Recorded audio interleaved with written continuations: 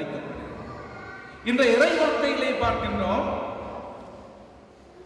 இயேசு நமக்கு சொல்லுகின்ற காரியம் என்ன? எப்படிப்பட்ட வாழ்வை நாங்கள் வாழ வேண்டும் இன்றைய நற்செய்தியிலே நாங்கள் அதை வாசிக்க கேட்டோம். 2ஆம் வாசகத்திலே அடுத்திருப்பவருக்கு நீங்கள் அன்பு செலுத்த வேண்டும் என்பதுதான் இயேசுடைய பிரதான கட்டளையாக இருக்கின்றது. அதை நற்செய்தியிலே நாங்கள் வாசிக்கின்றோம். எவ்விதமாக நமக்கு எதிராக ஒருவர் குற்றம் செய்கின்ற பொழுது நாங்கள் என்ன செய்ய வேண்டும்? இயேசு சில படிமுறைகளை சொல்லுகின்றார். மற்றவர்கள் இன்றைக்கு பார்க்கிறோம், எப்படி மற்றவர்கள் நமக்கு எதிராக குற்றம் செய்தால் நாங்கள் மன்னிக்க முடியாதவர்களாக பழி வாங்குகின்ற நிலையிலே மற்றவர்களோடு உறவின்றி எத்தனையோ குடும்பங்கள், எத்தனையோ நபர்கள் வாழுகின்றோம். மற்றவர்கள் நமக்கு எதிராக குற்றம் செய்தால் உலக போக்கிலே பழைய பாட்டிலே படிக்கின்றோம், பல்லுக்கு பல் கண்ணுக்கு கண். ஒருவனுடைய கண்ணை தோன்றினால் நீ மற்றவனுடைய கண்ணை தோன்று. அதுதான் பழைய பாட்டிலே சொல்லப்பட்டிருக்கின்றது. ஆனால் இயேசு இங்கே அழகாக சொல்லுகின்றார், ஒருவன் உனக்கு எதிராக குற்றம் செய்தால் என்ன செய்ய வேண்டும்? அவன் தனித்திருக்கின்ற பொழுது நீ அதை அவனுக்கு எடுத்து சொல். அதைத்தான் முதல் படியாக சொல்லுகின்றார். இன்று சில வேளையில் கேட்க மாட்டார், இவர் யார் நமக்கு சொல்றதற்கு? இவர் எப்ப வந்தவர்? ஏன் அவர் என்னை இப்படி சொன்னார்? என்னை சிறுமைப்படுத்தி விட்டார். இன்றைக்கு நான் நிறைய பார்க்கிறேன்.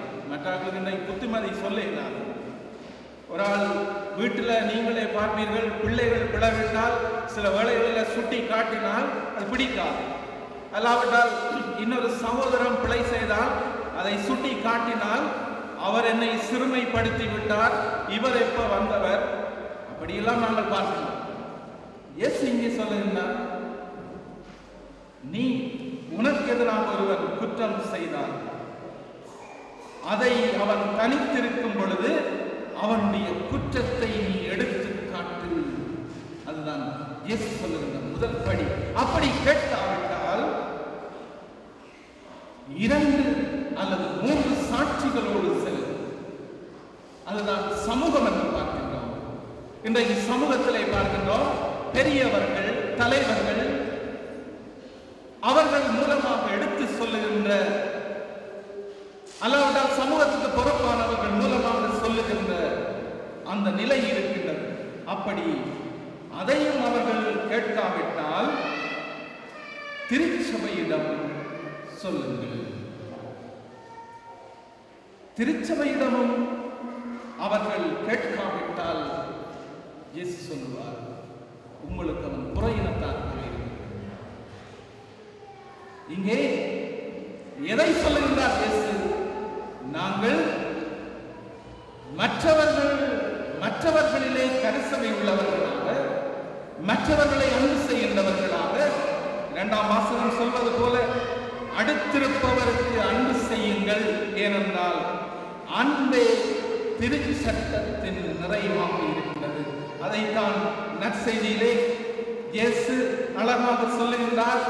எப்படி நாங்கள் மற்றவருடைய குறைகளை சரியான விதத்திலே தண்டித்து அதை அவர்களுக்கு சொல்லி அவர்களை திருத்துவது நமது கடமை என்பதை நற்செய்தியிலே சொல்லுகின்றார். அப்பொழுதுதான் நற்செய்தியின் கடைசி வசனம் சொல்லுகின்றது, நீங்கள் 2 3 எங்கே என்னுடைய நாமத்திலே கூடி ஒன்றாக கேட்கின்றீர்களோ அது நிறைவேற்றப்படும். எப்பொழுது? நீங்கள் மற்றவர்களுக்கு அன்பு செய்கின்ற பொழுது, மற்றவர்களை நேசிக்கின்ற பொழுது.